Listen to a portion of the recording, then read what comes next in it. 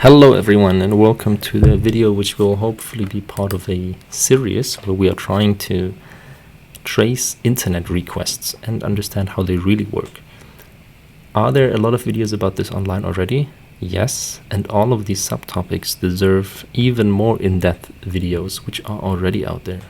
The reason for this video though is that I felt it difficult for myself to have one video that bundles it all. So you had 1 hour videos about DNS records and the hierarchy of it and whatever. However, you were not really able to follow and to see how this works on your machine and so on. So in order to understand an internet request, we will start with this topic, a DNS request, a DNS record or whatever. So a domain name system, DNS. And we will cover multiple things, and the third step is basically the main purpose of this video. However, we will start with first, what are IPs? This is meant for people who are not really aware of all of this yet, but are interested. And I wrote the commands that we will use with regards to this always in the brackets next to it, so you understand what you're getting into. Then, what is DNS? And the main part, as I said, is tracing how my setup, so you should be able to follow this at least to some extent as well, to understand how this is how this happens in your network as well. I have a pretty common network for now, pretty common setup for now, a laptop, a router, and the internet. And we will do this by, where's my pen? By following the request from my laptop to the router with a Wireshark, yeah, and we use it as well to get back to my laptop. So that's what we will do, and then we will trace the traffic from the router to the internet, quote unquote, and we use TCP dump for that. We will get to that later on. First of all, what are IPs? That's what we will start with.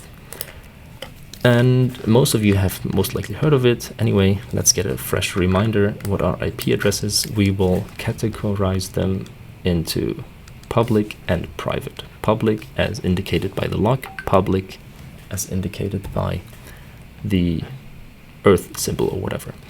So within a network, you have private IP addresses.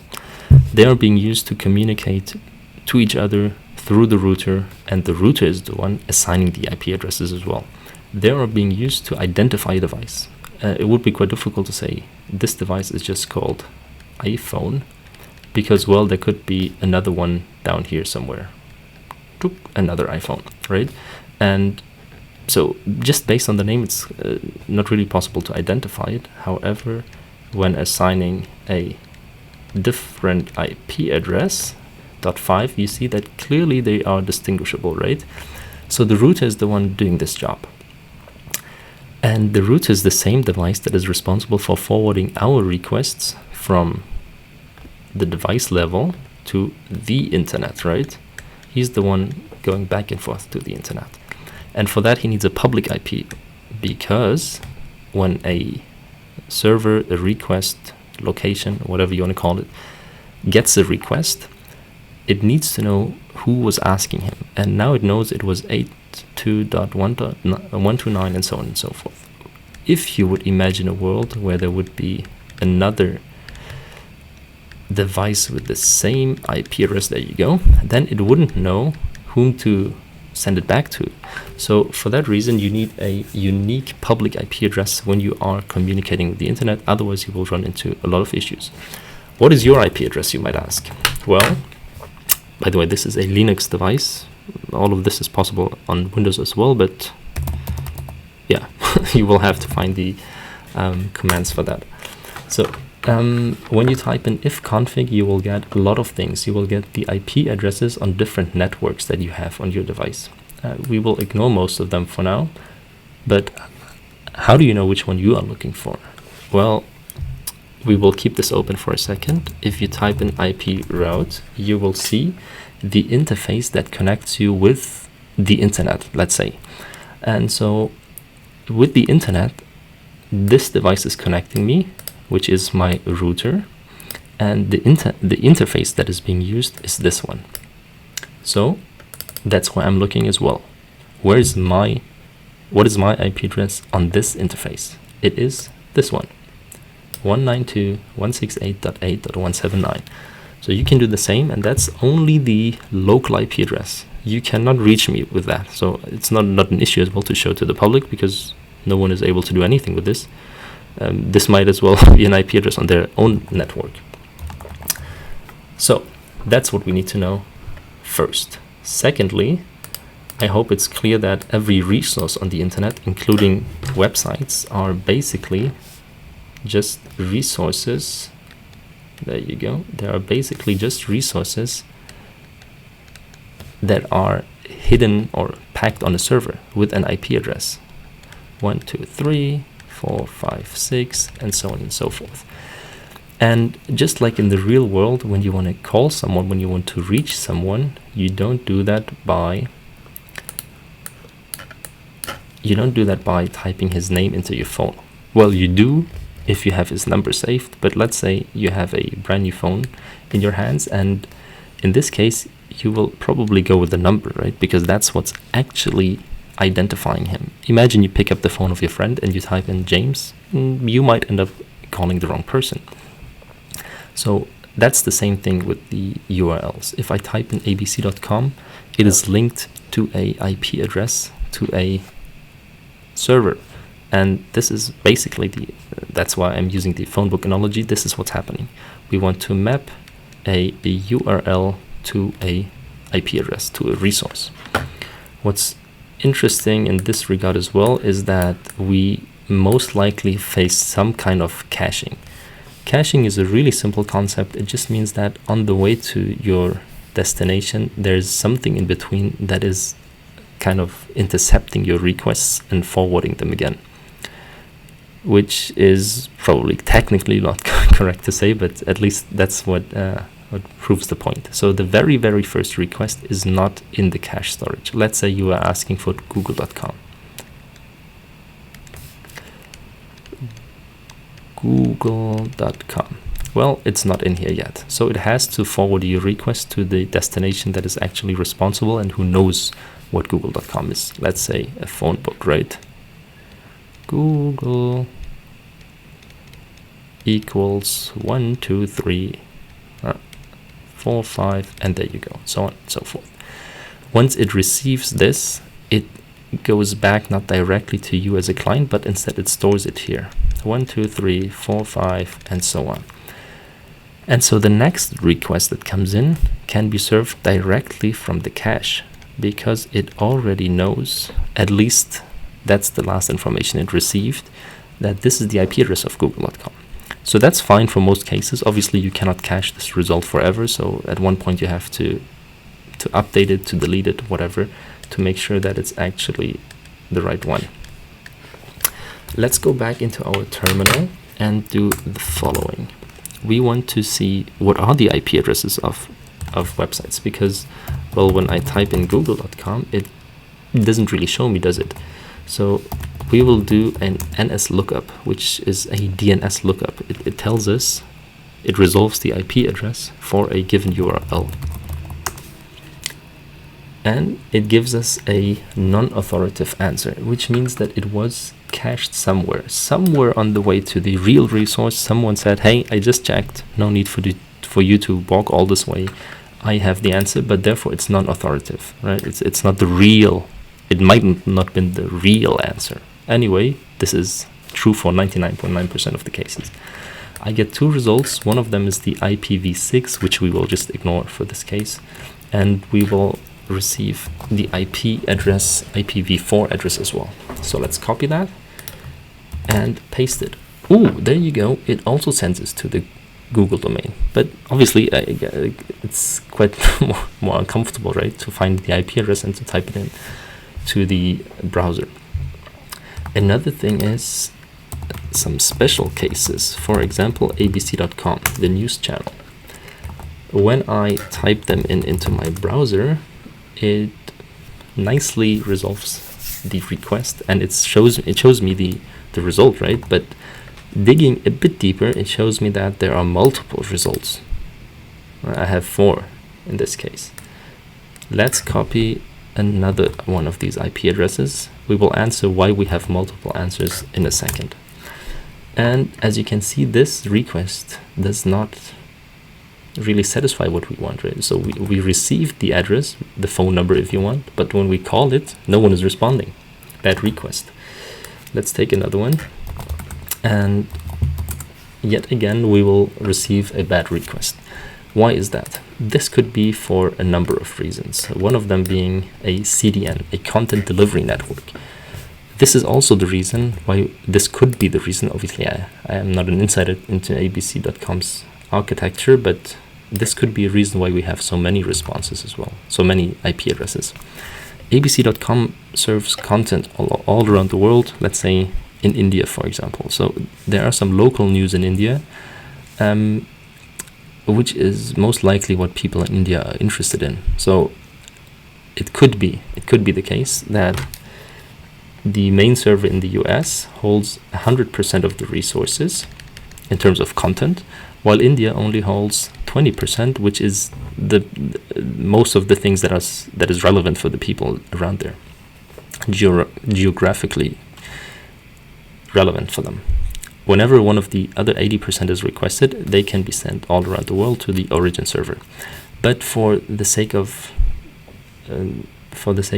using resources more in a much more better way, it makes sense to deploy a server just in this location for people to request what they will most likely request. So let's say this is IP address 1, IP 1, this is IP address 2, this is IP address 3, just for simplicity. That's the reason why we have multiple. And the reason why they would not want us to access any of these IP addresses directly is because of, could be, again, there are many reasons obviously, but could be because of load balancing. So you have a lot of clients who access abc.com, which has an IP address, but they don't want you to access a server directly with an IP address because it might be already full. It's running at 100% capacity. Meanwhile, IP address 4, which serves the same content but is on a different server, only is at 10% capacity. So therefore, they might want to force you to route you to IP address 4. And they block you when trying to access any of these IPs directly. Let's get a bit more practical. Let's open Wireshark. Wireshark is a tool that allows us to capture network traffic on our device.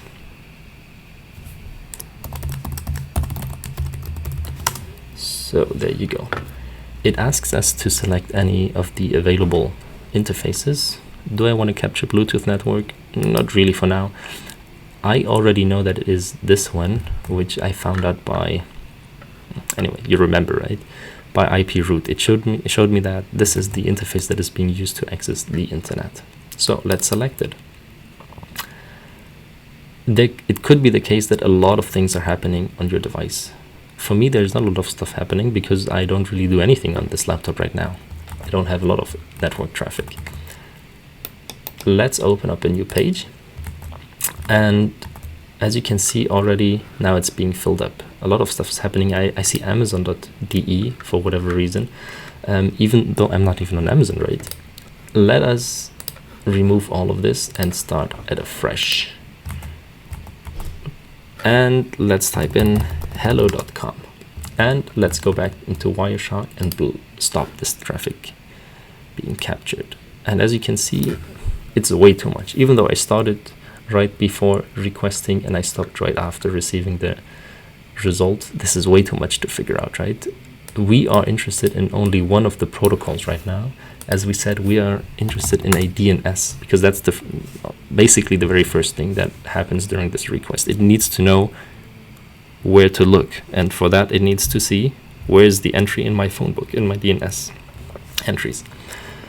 So still, you have a lot of results left here. A lot of things are requested that I feel like I didn't request. Google.com, did I type that in? Not really, right? So let's just scroll a bit down. We ignore most of this. This could be for advertisement reasons, or whenever you open a new browser, it shows you some icons and whatever. A lot of stuff is happening in the background. So we typed in hello.com, right? So let's go up and see if we find anything related to that. Incoming telemetry, IPv4, Mozilla support. I don't find my hello.com, don't I? The reason for that could be I requested it a few minutes ago already, and this could be a cache hit, for example. If I reload it, it could be that it's not being searched again for cache reasons. So that's actually a good case, because we could see some more realistic approaches instead of just having some clinical perfect example.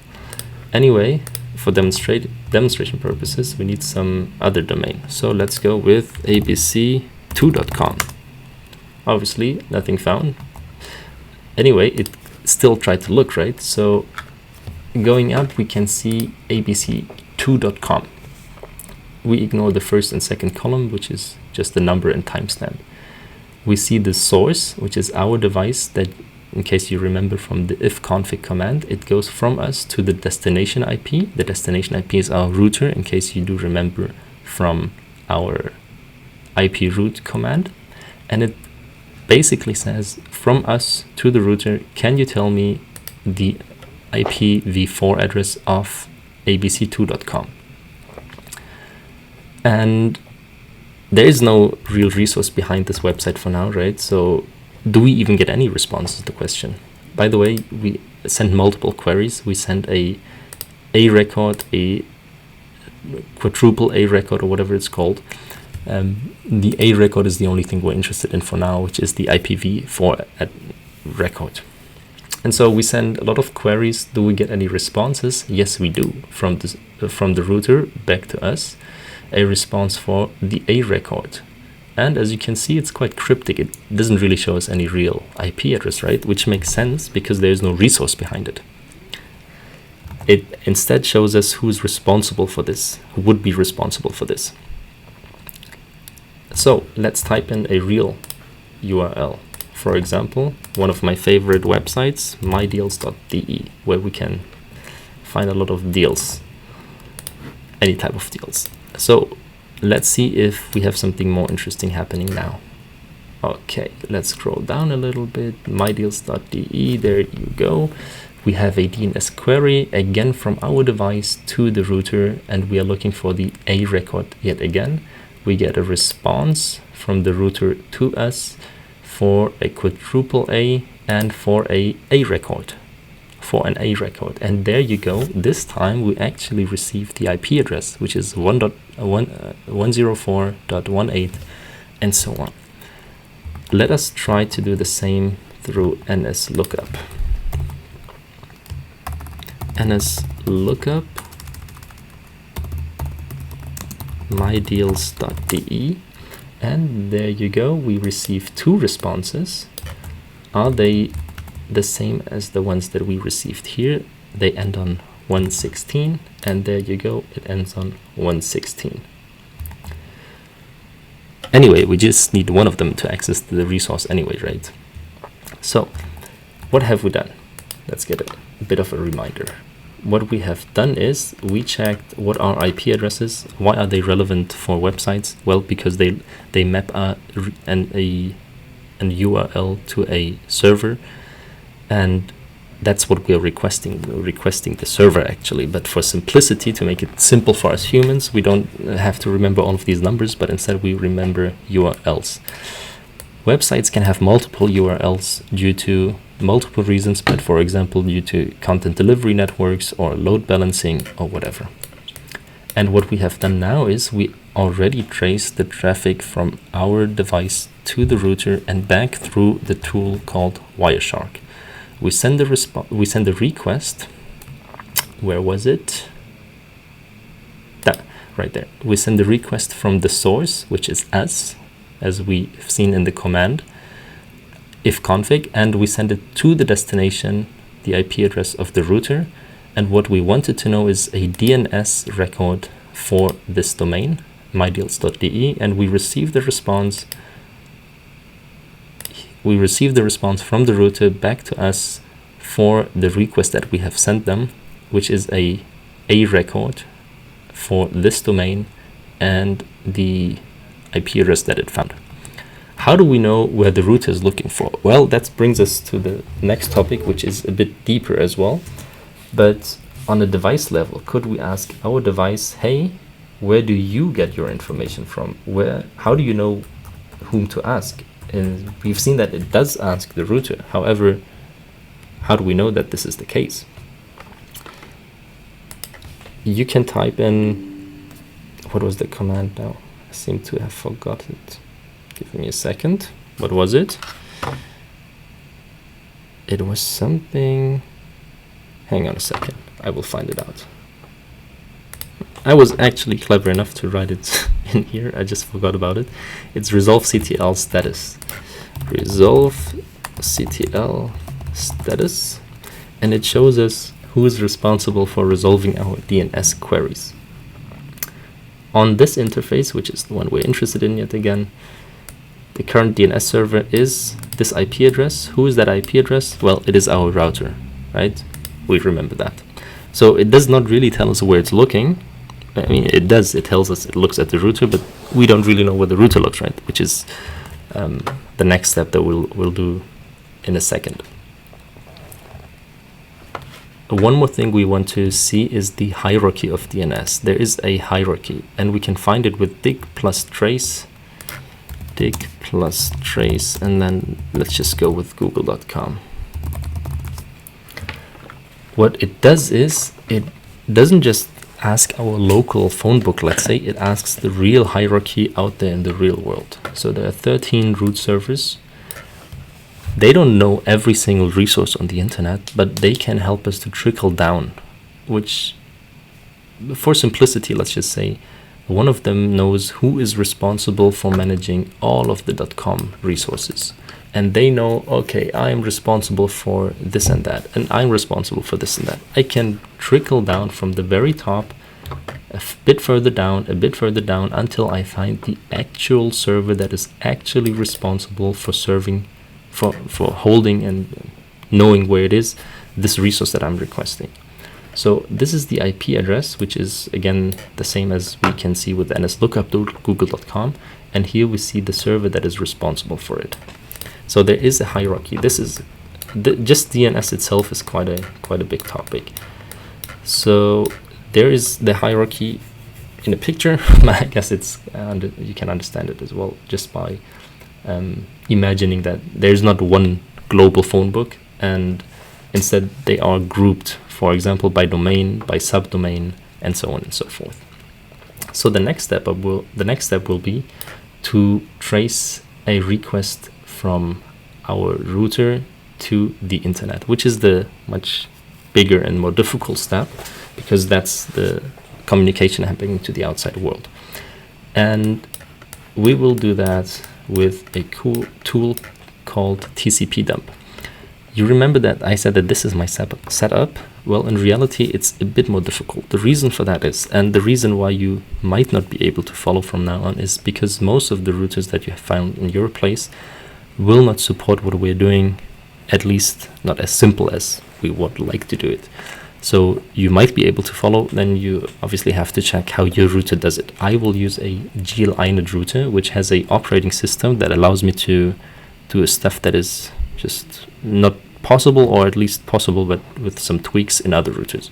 I believe ASUS, for example, has some routers like this as well. Anyway, that's what we will do now. So therefore, I have a slightly different setup now. I have a laptop, still the same device, right? I have a router, but this router is special. As I said, it allows us to do some stuff, but it also does not have any modem in it. So it does not connect to the internet directly, as a regular router would do. Instead, it needs an internet source, an external internet source, which in this case is my iPhone, which is providing a hotspot to this device. Might have missed an arrow there. And he's the one who's responsible to communicate to the internet, right? So from the perspective of our device, it looks like he's the one who's doing all the work, but a lot of the heavy lifting is happening by my is served by my iPhone as well. So first thing we would like to do is to go on the admin panel of this router. So let's log in. And there we can see a lot of stuff that we can see in common routers. We can see my internet source, which is the tethering device, the iPhone, as I said. And we have some clients, which is my laptop. And there you go. Again, we can see the IP address that I've seen before as well. And on the network tab, we could, for example, see who is responsible or where do we check for DNS entries. And there you can see it is this resource, this destination. We will check this in a second. But before we checked on the device level, and they couldn't really tell us, right? They just pointed to the router. And now we can ask the router directly, and the router tells us this is the resource where I'm looking. 8.8.8.8.8. Did I miss one? Anyway. So this is the Google DNS server. There are other options as well that I could choose, but most of them do the same job anyway. Okay. Anything else we need to know? Let me think. Any other prerequisites? So we have my client. We do have the GL-INET router. We check the interface of the admin panel. I explained that we have a different internet source. I think that's it. Let's just write down some details so that we are able to follow a bit better. IP address was 192.168.8.179, if I remember correctly. And then we have a similar one for the router. It just ends at 1.8.1. Okay, let's start then.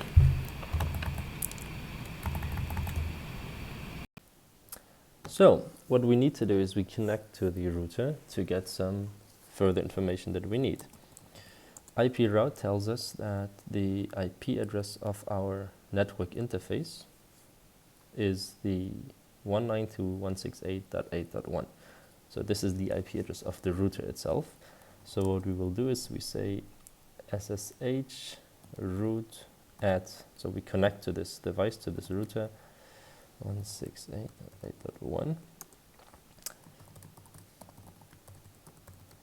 We're being asked for the password and we're in. So now we're controlling the router itself. What we want to do here is we want to see the interfaces available. IP link show tells us exactly this. It tells us that these interfaces are available for the device. So since we are connected without LAN, without an Ethernet cable, but rather just by Wi-Fi, we know that the interface that is needed, the interface that we're interested in, is number 5. It's bridge LAN. So otherwise we could say that it could be Ethernet 1, for example, if we would be connected by Ethernet cable, but we're not. So we could use the package installer OPKG, I believe it is, to now install TCP dump, which we already do have installed. So we use TCP dump, which is just like Wireshark on the laptop that we used before. It is a tool that allows us to capture traffic. So we use TCP dump on which interface? On the interface that we just mentioned, bridge LAN. That's where we want to capture traffic, because we want to capture the traffic that is happening between the laptop and the router. And we specify a port which is 53, which is needed because the DNS queries run on this port. So let's start. Nothing happening so far, which makes sense because we are not generating any traffic so far. Let us go on abc.com again. There you go. That should be enough actually. Let's close it again. And let's stop this package capturing. So we're seeing a lot of stuff being sent back and forth, even though we just had a single request, you would think. So let's search for abc.com and let's go to the very first one. Which one is it? This should be the first one. So this is the first query that we have. In case you remember from Wireshark, we're not interested in type 65. We're interested in type A, so only in the, no, not type A, just in the A query basically. So we want to know the IPv4 address. So let us go to the next hit, abc.com, type 65. There you go. That's what we need. So let us copy that over so that we are not losing track of anything. So we are saying request from, let's make this a bit bigger, from laptop to, from laptop to router. We just paste this in here. We'll take care of this in a second. And then we expect a response from a router back to the laptop, right? Okay, so the query that we have is coming from our laptop. We see this because we know the IP address, until here.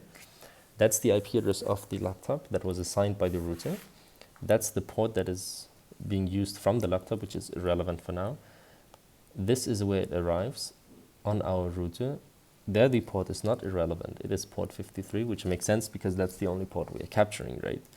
And we're getting some kind of trace ID, which will help us to find the response as well, actually. It's of type A for abc.com. So let's just copy this and search for it. There you go.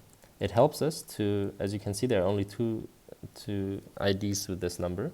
First is the request and second is the response. So let's copy that out again and paste it back into our text field. So, okay, let's make sure we are not capturing too much. Looks perfect. So we get a response from the router back to our laptop. It goes back to the same port as you can see, 53413, and we get the response for the A query for abc.com, and these are the IP addresses that we receive. So obviously they should align with the NSLookup request, right? So let's just double check. We open a new window. This time we're back on my machine, so we're not on the router anymore. And we say NSLookup abc.com, and we get 13226 blah blah blah blah blah. This looks about right. So we're getting the same answer, which we would expect. And so let's write some stuff down so we're not getting confused. So the request is coming from here and is going to here. How do we know that? Well, because of the IP addresses. So let's write this down as well. We're going into this tab and we say that its IP is 192.168.8.1. There you go. And then the response is coming from the router back to us. So I guess I don't need to specify any further. This makes sense, right? Well, we said before that in my particular setup, I'm not sending a request to the internet directly, or at least the router does not do that, but rather it's going through the internet source. So we have half of the steps done, and because we still missed the crucial step between the router and the internet source, aka the iPhone in this case. So for that we need a bit more information. Let's close this tab. Clear everything so it's neat. So what we want is IP route show. We need to know the interface that is used from the perspective of the router itself. So it's using the Ethernet 2 interface, and the gateway is this IP address. What is that IP address? Well, we can find this out by going back into the admin panel of the router and see that there you go. The gateway IP address is the same one as mentioned here, which is the IP address of the iPhone. It's not its public IP, rather this is the IP that is being used to access, to use this interface with, basically. So I am sending the router is sending its request to this IP address. The first thing we want to know, it's Ethernet 2.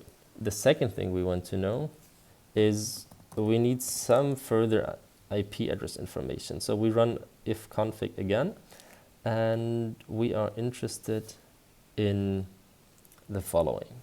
So on bridge LAN, we see that the IP address of the router is mentioned, and on Ethernet 2, which is the interface that is being used apparently, we can see the IP address of the laptop, sorry.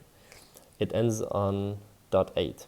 But hang on a second, didn't we not just mention that the IP address of the router is slightly different, right? So where does the second one come from? Let's call this the LAN IP, and the next one the WAN IP, which it is. So this router has two IP addresses. It has one that is being used for local communication, as we've seen before, 192.168 and so on. And it has apparently a second one, 172.20.10.8, which follows the same pattern that we've seen for the IP address of the internet source, which was 172.20.10.1. In case you don't remember, it's written here, the gateway IP address. So these two follow the same pattern. So they seem to have their own circuit somehow, right? Which makes sense because the router is acting as a NAT server at the same time. So it has one IP address that is being used for local communication, so all devices that are connected to the router, and then it uses a different one to communicate to the outside world, to the internet, basically. And in this case, this IP address is assigned by the internet source, which is, again, the iPhone. So in order to continue, we will run TCP dump again, but unlike before, we don't run it on the interface bridge LAN because we're not interested on the communication between the laptop and the router. Let me write this down. Use this bridge LAN interface. Instead, we're interested in the communication between the router and the internet source, which use the Ethernet 2 interface, as we've seen. So that's what we want to capture as well, right? If that makes sense. So we want to run TCP dump on the interface Ethernet 2, and again run it on port 53 because that's the DNS queries we're interested in, and that's it. Let's run it. Again, we don't have any traffic yet, so we don't expect anything to show up here. And oh, there you go. It generates something. Actually, let us just keep that because that's all we need. I have the Miro.com website open, so that works as well. It doesn't matter which site we send a request to, right? So what we're interested in is the traffic that is happening between the devices. So let's go to the very first entry here. It sends a query to Miro, whatever it's called, .com. And you can see, let me just copy that out.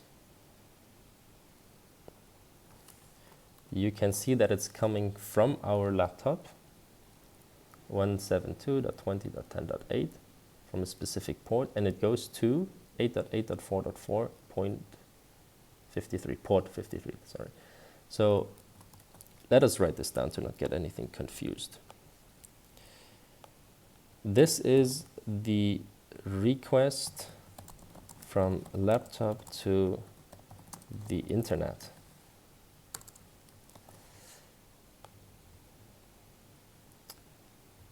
And we can use a pointer to show that this IP address is the IP address of the router, the WAN IP address, right? And this one is the address of the DNS server. So, quote unquote, the internet.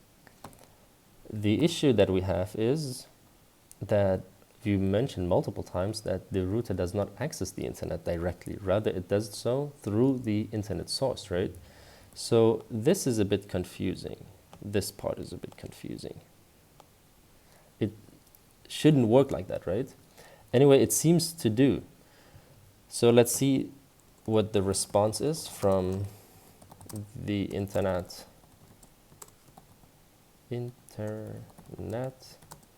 to laptop.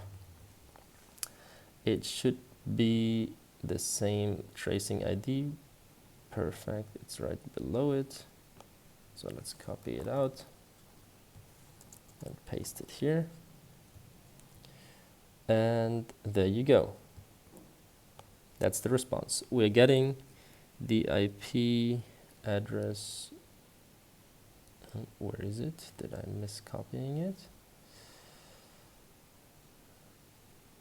Oh no, that's the same request again. Wait a second. We're looking for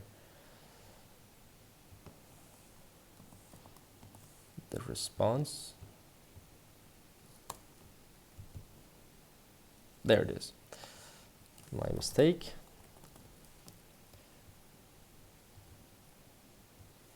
So the response from the internet is actually this one from the DNS server. It comes, yeah, obviously from the DNS server back to us, and it mentions the IP addresses that we needed. However, it's not supposed to work like that, right? So there's something missing. There must be something missing because there is no module in this router to be even able to access the internet, as we said. So let's go back into here and do the following. We need some further information, which is the MAC addresses that are being involved in this. So we can say arp-a to get the MAC address of the iPhone itself, so the internet source. This is the IP address, aka the iPhone, and this is its MAC address. The MAC address is an address that is unique for each device worldwide. It's printed on the back or in the settings or whatever. However, the MAC address that's shown here is not the same MAC address. It's a mapping process. So this is not the same as the one that is being shown in the settings, for example. Anyway, that's the one being used, and that's the one that we're interested in. And then that's the iPhone's MAC address. And we also need the router's MAC address, which is provided in IP link show and the internet, the interface being used, so Ethernet 2.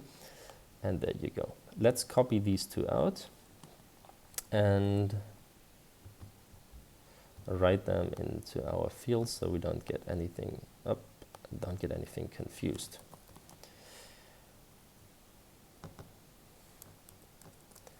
MAC address, okay, and MAC address for the router. Okay, so we have that. The next thing we do is that we run TCP dump again, but this time, again, we run it on the same interface, but this time we add the tag -e. There you go, which shows us the physical addresses as well, the ones that we're interested in. And port 53 as well, TCP dump -e Ethernet 2 -n port 53. This should do the job. Syntax error. Does the order, the arguments matter here? Let's see. Nope. TCP dump -e -i Ethernet 2 -n port 50. Oh, there you go. So let's see what we can produce here. Let's go back into our browser. Was that enough? No, this time we need some whatever asus.com, some more traffic. And that's enough. Stop this and scroll up.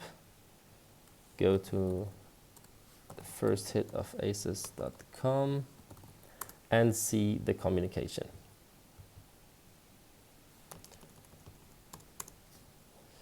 So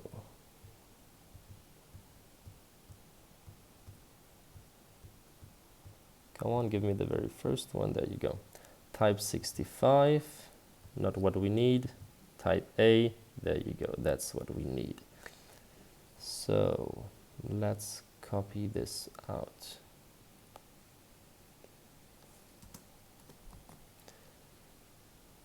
Yes, this should be about right. We create a new text field and we name it something like request from router to internet source. Make this a bit wider.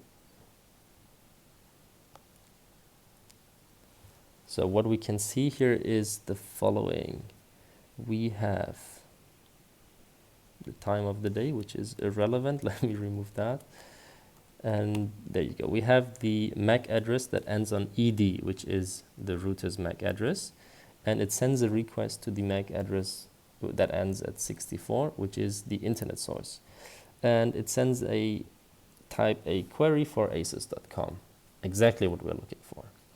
So where is the response? That was the query, right? Is there any tracing ID there? Here, there you go. I missed it. My mistake.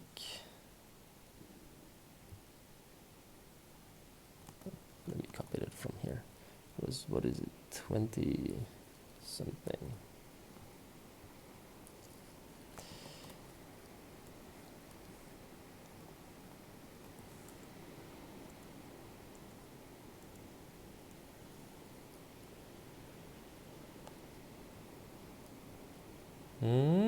That's not what we need. Wait a second. asus.com.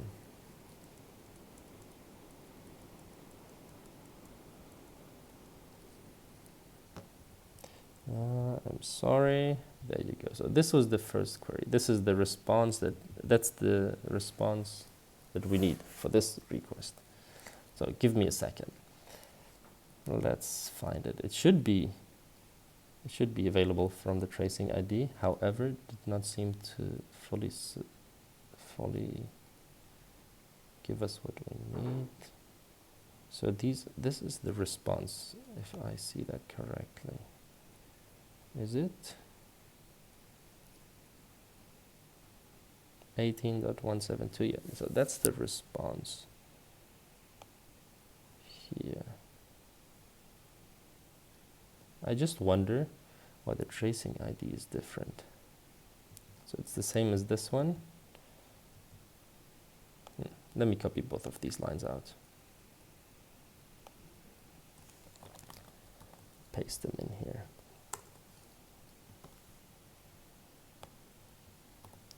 And let's analyze this together now. Sometimes it's good if not everything is working first try, because it shows that life is not as straightforward sometimes. Okay, so I initially believed that this was the request. However, let's double check if we made a mistake. So it's coming from the same MAC address, so the router, it's going to the same MAC address, the iPhone. What is the difference? Not sure. Maybe multiple queries were sent. So let's just delete the first query. They're doing the same thing anyway, right? So it's coming from the router, going to the iPhone. Perfect. Type a query for asus.com, and then we do have the response here as well.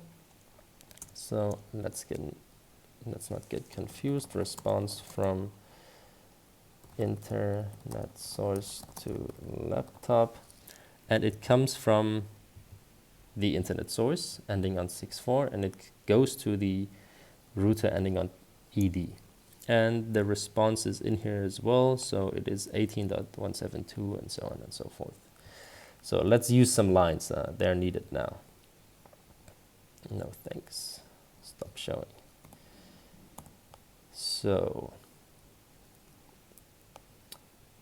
this MAC address, let's just do it like that, is the router, and this MAC address